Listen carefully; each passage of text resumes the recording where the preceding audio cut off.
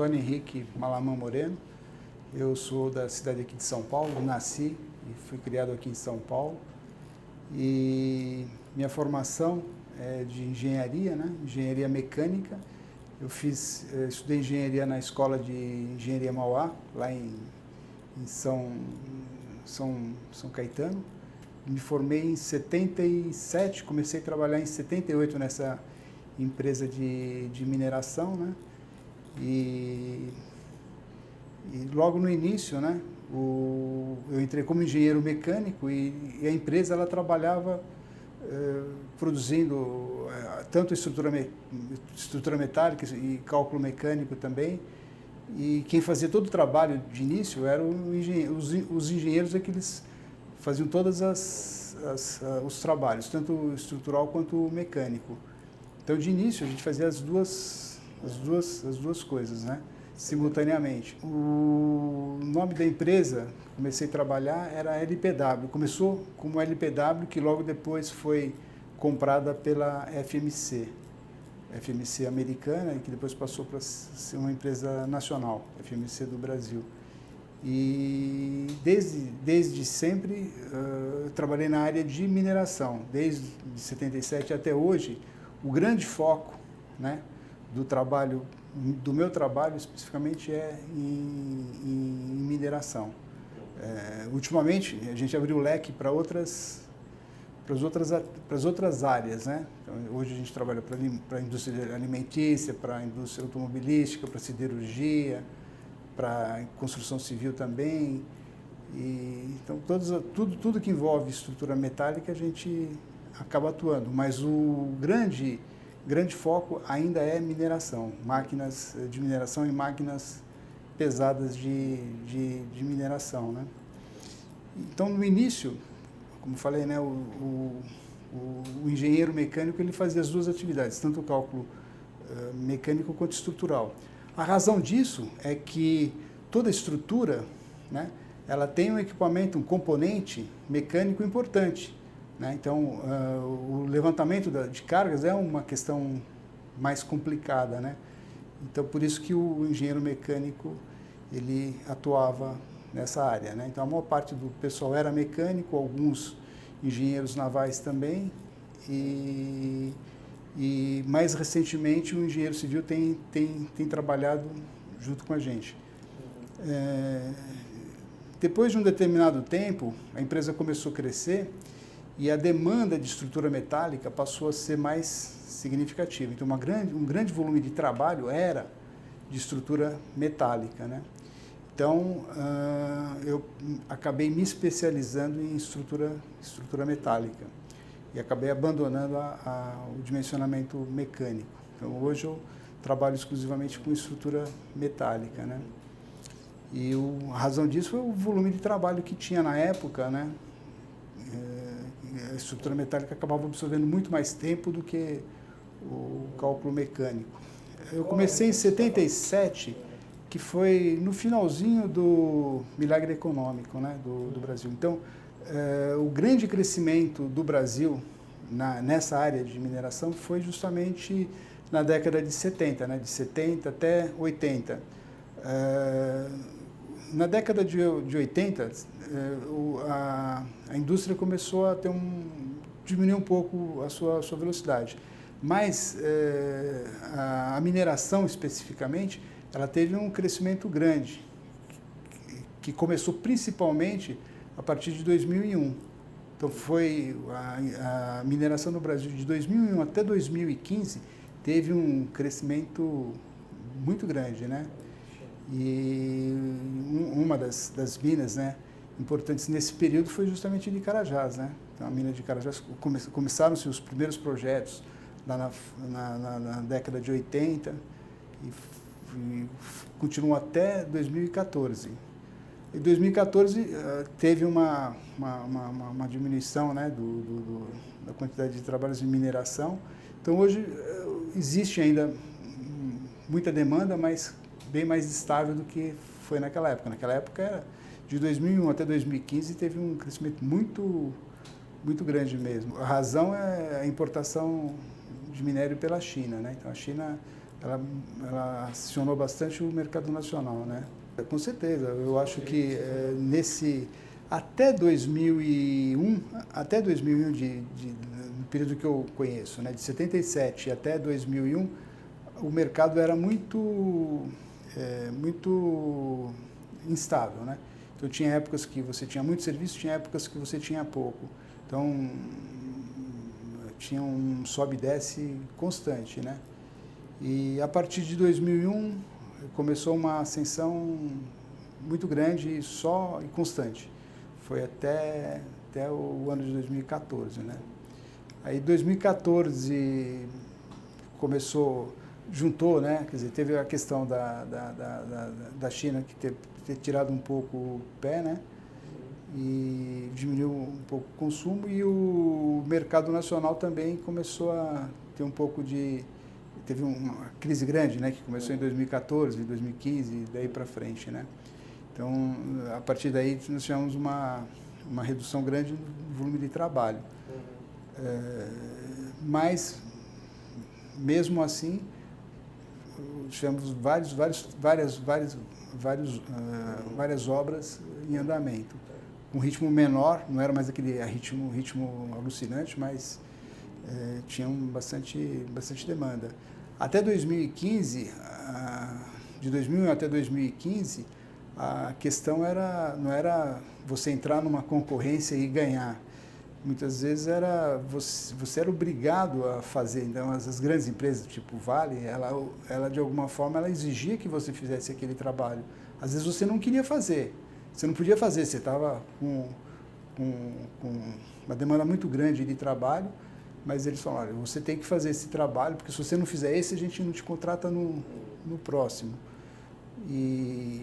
Porque todas as empresas estavam com muito trabalho, então eles quase que obrigavam as empresas a fazer. Então foi uma época muito boa no ramo de mineração, né, desse período. E hoje o mercado existem alguns projetos, né? Hoje nós estamos trabalhando em um projeto grande que é de Carajás também. E o ano passado nós fizemos um projeto também grande para a mina de Tamanduá. Então, o mercado de mineração ele se mantém constante durante todo esse tempo, né? Quer dizer, teve um crescimento grande até 2001. De 77 até 2001 tinha uma grande variação, né, na quantidade de serviços. De 2001 até 2015 teve um crescimento grande. E de 2015 para frente teve uma redução muito grande, né, na demanda geral, além da mineração, né? Mas ainda assim existem alguns projetos. Hoje a gente que trabalha na mineração faz alguns projetos para fora. Um projeto grande que nós fizemos foi para o Uruguai, né, um porto que é para justamente, apesar de ser no Uruguai, fica no rio Uruguai, ali bem do lado sul do Uruguai. Ele é uma instalação que o objetivo é fazer exportação de minério da Vale também. Então, esse minério ele chega até esse porto, né, através do rio Paraná, e que vem de uma mina da Vale. E dali ele é exportado. Então, é um porto de exportação também da Vale, que fica no Uruguai. Então, minha vida profissional toda foi dentro da mineração e basicamente mesmo grupo de trabalho, né? Então, na minha origem, eu comecei a trabalhar na FMC, na LPW primeiro, né? Aí depois veio o FMC, depois veio o Fiusan, aí depois veio o MGS, na sequência Sandvik e TMSA, e hoje a gente tem o grupo da Smart Steel, né? Que a gente trabalha independente, né? Foi um grupo independente de grandes empreiteiras de mineração. Nós somos uma firma basicamente de engenharia. No começo, a gente não tinha muita ferramenta de trabalho, ferramenta de informática, né?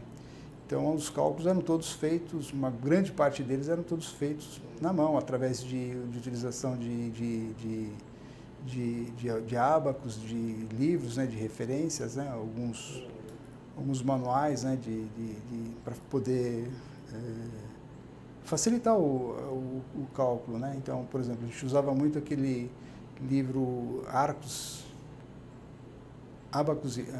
como era o nome do livro? Acho que você lembra. Pórticos e Árticos. Pórticos e Arcos. E justamente para fazer as estruturas hiperestáticas, porque na época a gente não tinha recurso de computador, então a gente tinha necessidade de fazer as estruturas hiperestáticas, né? Lógico que desde aquela época a gente sempre procurava fazer todas as estruturas o mais isostático possível, que era possível que a gente calculasse na mão. Mas algumas estruturas não tinha jeito, a gente tinha que fazer através de formulários, né, que eram tabelados, através de alguns livros de referências, né.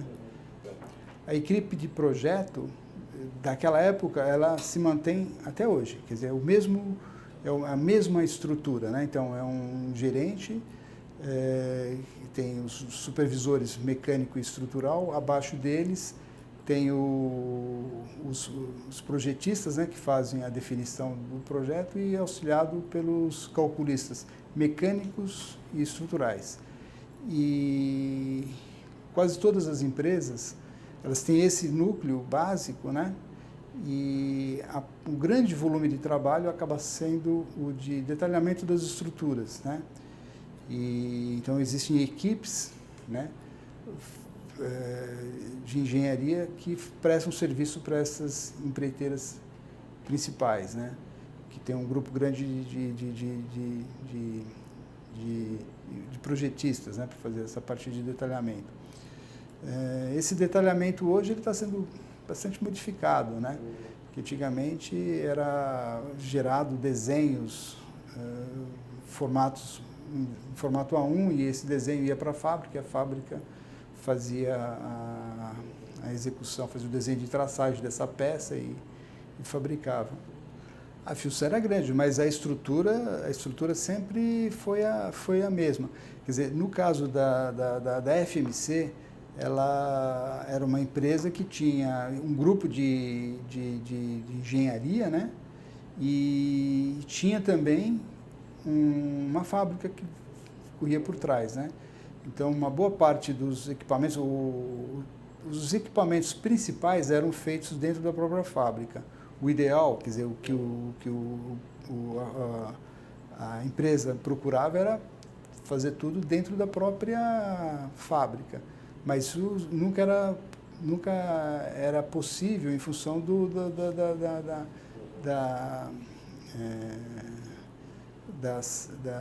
da variação do trabalho. Então, muitas vezes, tinha época que tinha muito serviço, então a fábrica não conseguia dar conta, então tinha que recorrer a uma subcontratação.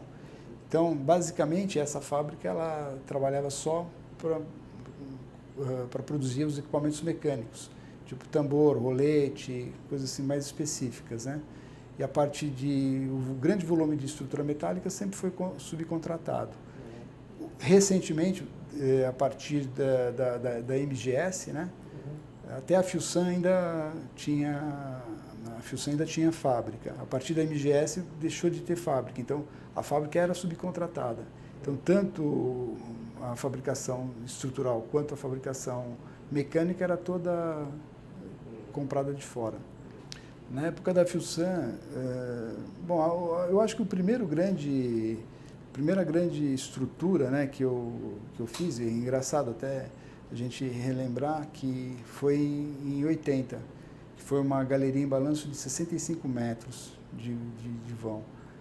E quando eu peguei essa estrutura para calculei, achei que estava toda de acordo, né? Nessa época eu tinha uns 2 anos de formado. E aí, nessa época, o nosso gerente, né, ele olhou aquela estrutura e achou que era interessante pedir uma consultoria, né? E aí foi que a gente conheceu o Hermann Schutt, né? Foi o primeiro consultor que a gente teve contato. E ele analisou essa estrutura, e viu que ela não estava adequada, né? E na época, eu era praticamente recém-formado, tinha 2 anos de formado. Fiquei muito chateado com aquilo, né? Falei, poxa vida, né? Caramba, fiz essa estrutura, fiz todo esse trabalho e ele está dizendo que não tá adequado e tal. E aí a gente foi obrigado a refazer todo o projeto, né? E hoje, depois de bastante tempo, eu analiso, né, o que foi feito, né? E aí eu passo a valorizar muito a consultoria, né? Que a consultoria não é você entregar para uma pessoa para ela fazer o trabalho, mas sim falar como fazer o trabalho. Então, como fazer o trabalho é a coisa mais importante que tem, né? Executar, qualquer um executa, né? Mas falar como que você tem que fazer esse trabalho é uma outra coisa. Então, a partir daí que eu vi o resultado, eu passei a valorizar bastante a consultoria e toda vez que eu tinha possibilidade de procurar um consultor, a gente sempre recorre, né? Na Filsan, na época da LPW, depois FMC, o gerente era o Hugo Yamaguchi, né? Ele é muito conhecido na área de mineração, e o diretor da área era o Jorge Azenbral, que ele trabalhou com a gente há algum tempo e depois ele saiu e foi trabalhar nos Estados Unidos, né? Ele e um coordenador nosso também, o Ernesto Campassi, ele também é uma pessoa muito capacitada, ele foi o engenheiro, né, que de alguma forma começou a orientar os novos engenheiros de como tinha que ser feito o cálculo, né? Porque na época ninguém sabia calcular. Na época o cálculo era todo desenvolvido pelo projetista. Então os projetistas da época eles eram muito qualificados, né? E eles vieram justamente naquela época do milagre econômico, né? Então eles vinham do Chile, vieram muitos do Chile, da Argentina, do Japão. Então esses eram os projetistas, né? E eles pegavam um projeto do começo ao fim. Então eles faziam tudo, desde da concepção, do cálculo mecânico, do cálculo estrutural, das cargas de fundação, e acompanhavam também, tinham muita noção de fábrica. Então eram pessoas muito capacitadas, eram pessoas assim, bastante idade, né? Na época já tinham mais de 70 anos, e foram eles que passaram toda a informação para o pessoal mais novo, né? Quer dizer, então essa transferência de tecnologia, né, que o Brasil trouxe através desses projetos foi uma coisa muito importante, foi um negócio muito interessante. Na área de mineração, as grandes empresas que tinham na época era justamente a LPW, que passou a ser FMC, depois Filsan, aqui em São Paulo, e em Sorocaba tinha a Faço, na época era a Faço, que passou hoje ela mudou de nome e trabalha com o nome de Metso, né?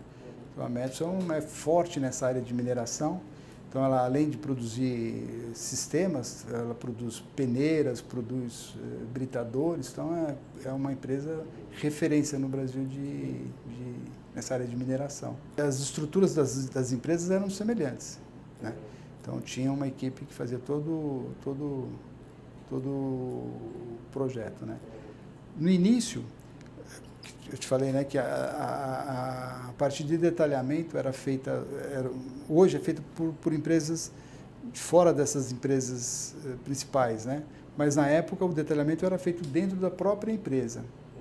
Então o detalhamento era feito pelo próprio grupo da empresa. Então as empresas eram bem maiores do que são hoje. Hoje as empresas são muito mais enxutas, né? Essa foi a primeira que foi marcante e que foi quando a gente viu a importância de uma consultoria, né? Mas fizemos outras obras grandes também. As que eu fiz assim, as que foram mais marcantes foi um carregador de navio, o primeiro carregador de navio que a empresa fez para o porto de Guarujá. Aí depois desse carregador de navio, nós fizemos mais 2 outros carregadores, um no porto de Sergipe, foi um carregador de navio gerenciado na época pela Petrobras, e posteriormente nós fizemos um outro carregador de navio para Ansel, um carregador para cavaco de madeira. Então essas obras foram obras grandes, e que era da época ainda da Filsan, né? E aí, mais recentemente, nós fizemos aquela estação de britagem lá em Carajás, uma obra também super grande e inédita, né? E com uma concepção completamente diferente das estruturas que já existiam, né? Então, depois da Filsan, ela entrou em concordata, né? Eu acredito que tenha sido por má administração, né? Tinha obra. Nessa época, era um período onde que tinha uma variação muito grande, né, das obras, mas não foi por esse motivo que ela entrou em concordata, não. A Filsan, ela era uma empresa que o forte dela era águas, então ela fazia tratamento de água e esgoto, né, e aí ela se fundiu com a Filsan, que era uma empresa de mineração, e aí, a partir de 2000, mais ou menos na época de 2000, ela começou a ampliar muito o ramo de atividade, e acho que perdeu um pouco o foco. E aí, quando houve a falência, né, então existia um grupo técnico forte dentro da Filsan, né? E ela, nessa época, ela trabalhava em 3 áreas. Isso em 99, mais ou menos, 98, por aí. Então, ela trabalhava em 3 áreas. A parte de mineração, a parte de águas e a parte de espoeiramento. Então, tinha três grupos independentes. Quando a Filsan faliu, esses grupos, eles montaram outras empresas, né? Então, até hoje ainda existe esse grupo da Filsan, que se transformou em MGS, e MGS foi comprado pela Sandvik e depois pela TMSA. E tem um grupo de águas que teve uma ramificação maior, não ficou concentrado num grupo único, né? Tiveram alguns grupos e na parte de despoeiramento também. Então, tanto a água quanto o despoeiramento criaram alguns grupos depois da Filsan. O que aconteceu foi que era um grupo com conhecimento técnico muito grande, né? A Filsan, ela tinha um grupo de mineração com uma capacidade grande, e as pessoas viram que isso podia ser aproveitado de alguma forma, né? E se uniram. Então, a MGS, ela foi formada pelo Irata, pelo Mário Maffei, pelo Luiz Luiz Rodrigues e pelo Rui Câmara, né? E eles ainda estão, alguns ainda estão na área. O Rui, ele encabeçou a engenharia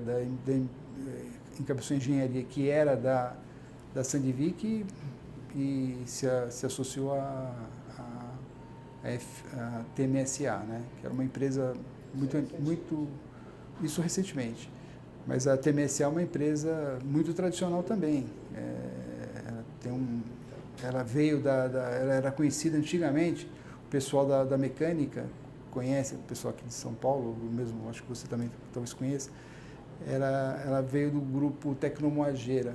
Então, quando se fala em Tecnomoageira, o pessoal já associa esse grupo, né, que é um grupo muito antigo também. Desde 2001, eu passei a controlar o grupo de cálculo estrutural da Filsan e MGS, né? Comecei na Filsan com um grupo de cálculo, né? E me mantenho até hoje. Não, o grupo da MGS era um grupo bem enxuto, que era um grupo formado mais pelo projeto mesmo, né? Então, tinha lá um gerente de engenharia, os coordenadores, os engenheiros mecânicos estruturais, né? E um grupo pequeno que executava a parte de layout, né? Que eram os projetistas de layout. E tinha um grupo também de apoio, né? A parte de coordenação de contratos e tudo. Tinha um outro grupo administrativo também, mas no total, de início, não deveria passar de 100 pessoas, menos que isso. Era um grupo bem pequeno, comparado, né, com a Filsan. A Filsan chegou a ter 1.200 funcionários, né? A engenharia era grande também. A engenharia sempre... A engenharia da Filsan, esse núcleo, né, de cálculo mecânico, cálculo estrutural e layout, deveria ter umas 40 pessoas, 40, 50 pessoas. Era um grupo relativamente grande. E a Filsan, a MGS passou a ser um grupo bem mais compacto, né? Bem mais enxuto, né? Que só cuidava uma parte mais de gerenciamento mesmo. A MGS, ela justamente pegou essa fase boa da mineração, né? Que começou por volta lá de 2001 e ainda foi na época sazonal, né, dos projetos aconteciam uma vez ou outra só. No início, logo que a MGS foi construída, né, foi feita, ela passou um aperto muito grande, bem no início, a ponto assim de fechar. Mas aí vendeu o primeiro projeto, que foi um projeto para Samarco, e aí, em seguida, começou a vender outro, e aí não parou mais de vender, né?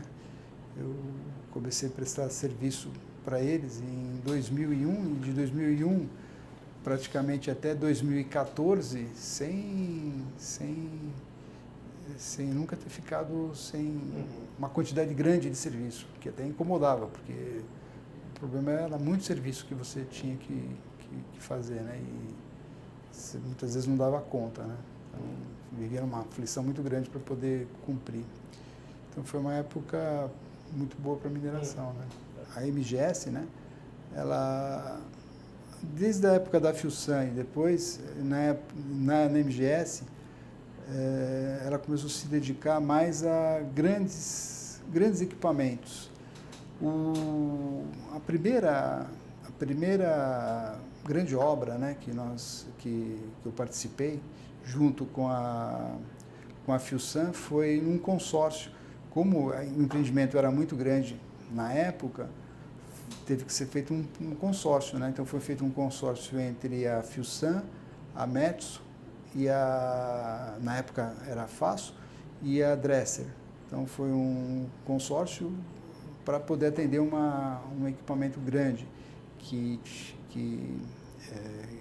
precisava ser feito na época. E esse foi o primeiro grande projeto. E o grupo da MGS e da Filsan, eles sempre tiveram uma tendência a fazer esses equipamentos maiores. E aí, a especialização desse grupo da MGS foi em equipamentos pesados, né? Tanto é que em Carajás, por exemplo, a grande parte dos equipamentos que existem lá foram produzidos por esse grupo, né? Da Sandvik, MGS e depois Sandvik.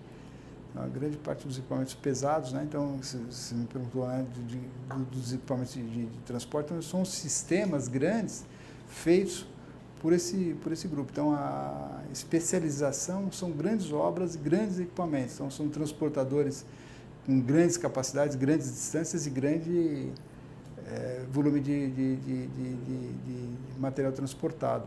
Então, são correias, né, hoje, que tem 2,20 metros de largura e transportadores de 4 quilômetros de comprimento. Então, as tensões nas correias são absurdas, né? Coisa de 200 toneladas de tensão de cada lado da correia. Então, as reações são muito altas, né?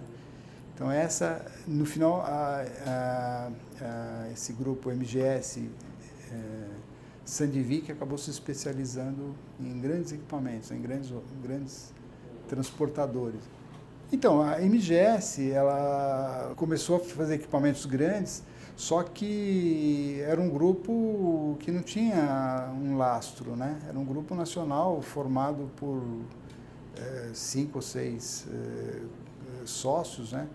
E ela não tinha como entrar em obras maiores, né? E aí a única saída era se associar ou vender, né, toda essa tecnologia para um outro grupo, que foi o caso, né? A MGS ela foi vendida para a Sandvik, porque a Sandvik é um grupo internacional, então ela conseguia, né, fazer obras, garantir, né, as obras de maior porte. Então esse foi o motivo. Quer dizer, ela foi vendida no auge, quer dizer, a MGS foi vendida para a Sandvik no auge da capacidade dela, né? E aí os sócios acabaram sendo funcionários da Sandvik, né?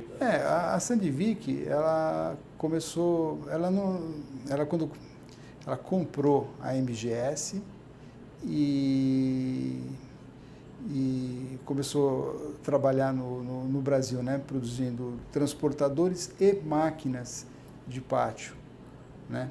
E o negócio começou em 2013, começou a diminuir um pouco a quantidade de equipamentos, né? Eu acredito que a Sandvik ela tenha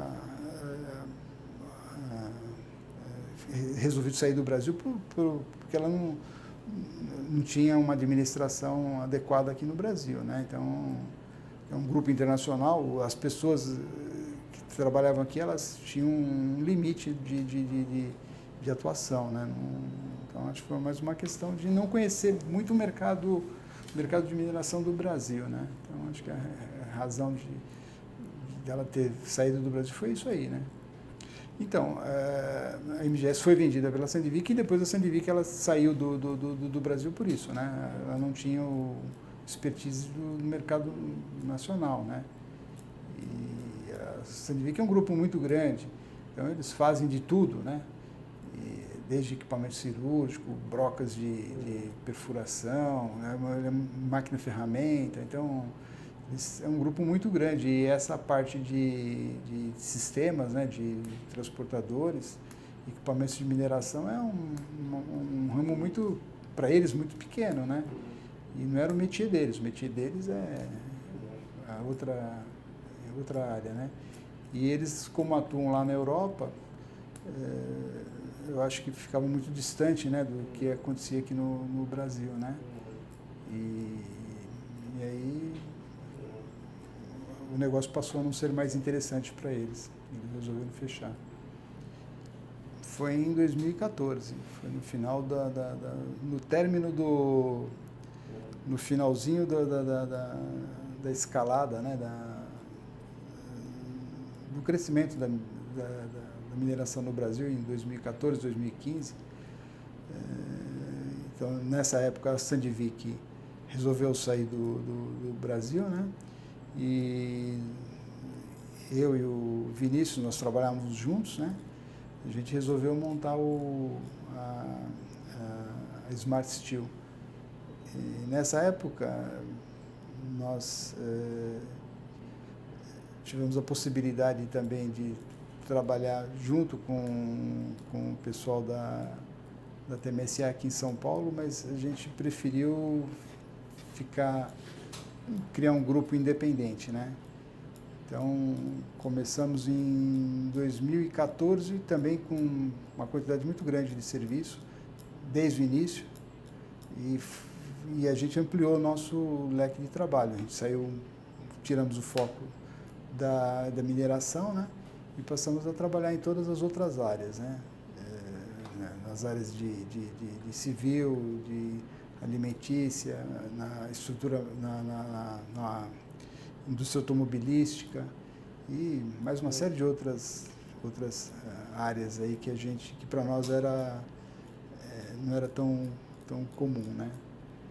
E tivemos uma quantidade grande de serviço de início, em 2014, até até 2018. Até 2018 nós tivemos uma quantidade boa de serviço. 2019 o mercado deu uma retraída. Não sei por qual razão. A gente espera que esse ano as coisas modifiquem, né? Basicamente, né, o que eu acho, hoje o que a gente faz não é diferente do que a gente fazia há 40 anos atrás, né? Que o foco, né, que a gente procura ter numa estrutura é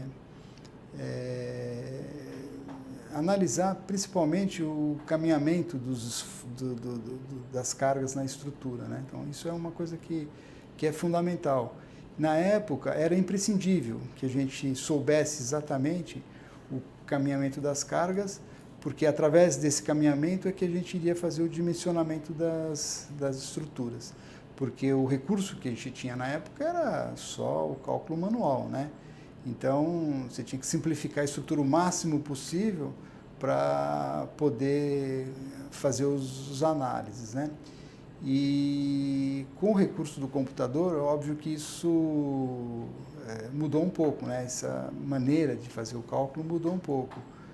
Mas a gente sempre insiste de que, mesmo com a facilidade do computador, a gente tem que procurar saber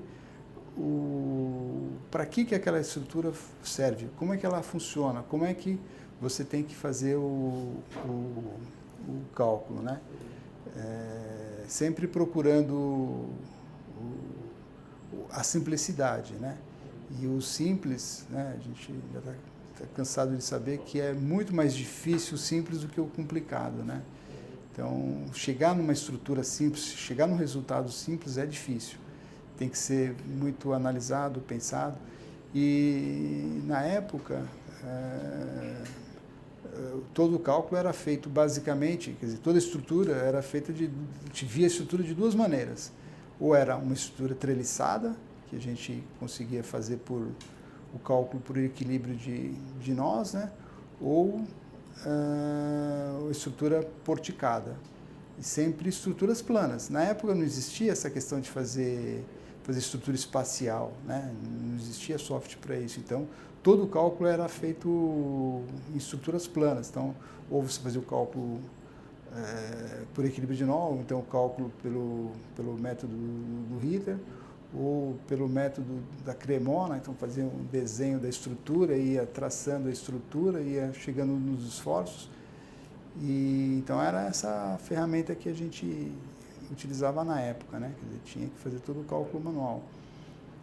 E aí, quando a gente teve contato aos primeiros microcomputadores da época, né? Aí foi uma baita uma facilidade. Na década de 80, 81, por aí, a gente começou já a utilizar o computador. E o computador e a nossa ferramenta de trabalho, ela depende exclusivamente de computador, né? Quer dizer, os programas, eles são feitos todos baseados em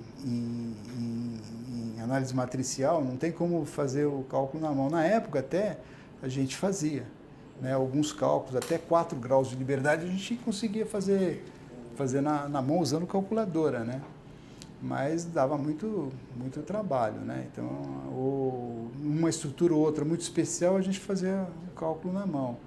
Mas a gente procurava sempre alguma referência para pegar alguma coisa que já tivesse sido pronta ou tabelada, né? Bom, falando em relação à produtividade, uma coisa que eu bato muito na tecla é que, apesar de não ter os recursos de informática na época, a produtividade não era ruim, sabe? Para efeito de cálculo não era ruim, porque você conseguia, você procurava simplificar o trabalho para poder resolver as suas questões, né? Então, o grande trabalho que a gente tinha era de procurar simplificar aquela estrutura. E hoje, em função do computador, o engenheiro já não se preocupa em simplificar. Ele vai codificando as estruturas da maneira como ele está vendo a estrutura naquele momento, e aí depois é que ele vai analisar o que vai acontecer com essa estrutura. E esse análise é muito complicado, porque depois que você está com uma estrutura montada e às vezes mal concebida, é muito mais difícil você resolver os problemas dela do que você parar para simplificar a estrutura antes. Quer dizer, isso é uma coisa que eu me bato muito hoje com relação a procurar a maneira mais simples de fazer aquela estrutura, né?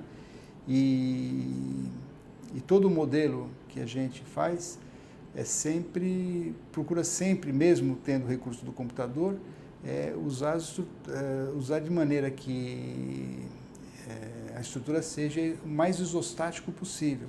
Porque sendo isostático, tanto o conhecimento do esforço que você tem naquelas barras é mais fácil de você visualizar e o dimensionamento das conexões também fica mais simples. Então você procura fazer todas as conexões articuladas, né? Então as ligações articuladas, elas são mais simples de você poder dimensionar, né? Então acho que isso é uma diferença que está se perdendo, entendeu? Eu acho que essa questão da simplicidade está se perdendo no decorrer do tempo. Então, eu acho que a grande diferença está no recurso que o computador tem, que ele aparentemente ele te auxilia, mas para o engenheiro estrutural especificamente, o computador às vezes ele não é uma ferramenta que te ajuda a simplificar a estrutura, né? Ele te dá muitos recursos e você às vezes se perde nessa quantidade de recursos que você tem, né? Então às vezes é preferível você estar com um pouco menos recurso e que você vai se esforçar mais para poder utilizar aqueles recursos que você tem, né? Então acho que a diferença, né, da equipe de antigamente para hoje, eu acho que é basicamente isso, né? A diferença está mais aí na maneira de você encarar o seu trabalho, né? Eu acho que isso é uma coisa importante. A gente fez alguns trabalhos, né, assim, com equipes fora do Brasil, né? Aqui na América do Sul, com o pessoal da Argentina e com mais frequência com o pessoal do Chile, né? Então nós tivemos bastante contato com a engenharia do Chile. A Sandvik, ela tinha uma filial lá em Santiago, né? Então a gente tinha uma interação bastante grande com as equipes de lá. Tá certo que esse grupo de Santiago era um grupo que era vinculado ao grupo do Brasil, mas lá dentro do Chile eles trabalhavam com outras equipes também de engenharia, né? E então nós tivemos um contato grande com a engenharia do Chile, né? Não só o grupo da Sandvik, como outras empresas que prestavam serviço para a Sandvik. Basicamente, a engenharia ela é uma coisa que eu sempre falo, né? Que eu acho que a engenharia ela precisa de duas coisas: pessoas capacitadas e tempo. Então, acho que esses dois pontos são os entraves da engenharia, né? Eu acho que a partir do momento que você tem uma pessoa capacitada, né, com uma boa base técnica e tempo para executar um trabalho, a engenharia ela é igual em qualquer lugar do mundo. Então, qualquer problema que a gente resolver fazer, se a gente tiver um grupo capacitado e tempo para fazer aquele trabalho, eu acho que a nossa engenharia ela é tão boa quanto qualquer outra engenharia. Existem algumas diferenças, sim, né? Nós tivemos que fazer quando nós projetamos aquela ponte pêncil lá em Mariana, né? A gente participou daquele projeto e nós tivemos contato com o grupo lá de consultoria do Canadá, que era a COE, e esse grupo de consultoria ele tinha um laboratório de análise de túnel de vento, né? Lá na Inglaterra. Então nós participamos com eles como executar os cálculos, né, para esse túnel de vento. E aí uma coisa que eu notei no inglês especificamente, né, no pessoal da Inglaterra, que me chamou muita atenção, foi a seriedade que todo mundo executa um trabalho. Então, por exemplo, a ponte, nós botamos a ponte num túnel de vento e ela tinha lá alguns problemas de vibração, né? E aí sentava um grupo de engenharia procurando quais eram as alternativas para poder resolver o problema de vibração daquela ponte, né? Aí se identificava, por exemplo, que aquela proteção que tinha ali, que aquela proteção ela estava de alguma forma atrapalhando a proteção do modelo. E aí saiu o grupo de engenharia e entrava o pessoal de execução do modelo, né? Esse pessoal era uma coisa impressionante. Eles modelavam uma proteção, coisa assim, em horas, né? Então, eles utilizavam impressoras 3D para poder executar, faziam o desenho também em 3D, tudo. Isso com uma rapidez impressionante. E isso porque todo mundo que trabalhava naquele empreendimento tinha um comprometimento, uma seriedade naquilo que ia fazer. Então, saía um grupo assim de, sei lá, umas 4 ou 5 pessoas, cada um procurando analisar executar o seu trabalho, né? E em pouco tempo, coisa de 40 minutos, vinha lá o projeto já estava, o modelo já estava todo corrigido. Então, isso foi uma coisa que me chamou muita atenção, né? Foi não com relação obviamente, com a capacidade técnica deles, né? Isso não tem a menor dúvida, mas também com a seriedade que todo mundo trabalhava naquele empreendimento. E isso chama um pouco de atenção para nós que a gente não leva as coisas muito a sério, né? Então, acho que o brasileiro, ele às vezes não põe muita seriedade em relação às coisas que fazem. Eu acho que isso é uma coisa que é ruim na nossa, não é nem na nossa engenharia, né? Na nossa maneira de analisar as coisas, né? Agora, eu acho que a gente fazendo qualquer empreendimento com seriedade, a gente consegue os mesmos resultados. Eu acho que isso é uma coisa muito importante, né? O comprometimento e a seriedade, né? Com relação às perspectivas, né, do trabalho, o que eu posso falar, né, com relação ao trabalho de estrutura metálica no Brasil, né? Eu acho que o grande marco da estrutura metálica no Brasil, a gente deve a Gerdau, que começou a produzir, né, o aço, né, aqui no Brasil. Até a Gerdau começar a produzir o aço, os perfis eram muito difíceis de serem encontrados, né? Então você começava a fazer um projeto e você era obrigado a montar o seu perfil, né? Então, o melhor caminho era você montar o perfil do jeito que você achava que devia, detalhava e fabricava aquele perfil. Isso era caro, né? Porque você tinha que comprar a chapa, cortar e soldar, isso ficava caro. E às vezes que você procurava uma alternativa de utilizar perfil importado ou algumas empresas começaram a produzir aquele perfil eletrosoldado e nenhuma das alternativas, né, que eram apresentadas na época foram boas. Nenhuma delas resolveu o problema, porque quando você fazia um projeto, você ia executar aquele projeto, você não encontrava matéria-prima. Então a Gerdau ela teve uma importância muito grande nesse sentido, né, de produzir o aço. E a gente pode ver, né, que a partir daí a construção civil se desenvolveu bastante, né? Hoje a gente vê muitos prédios que são feitos basicamente com estrutura metálica, né?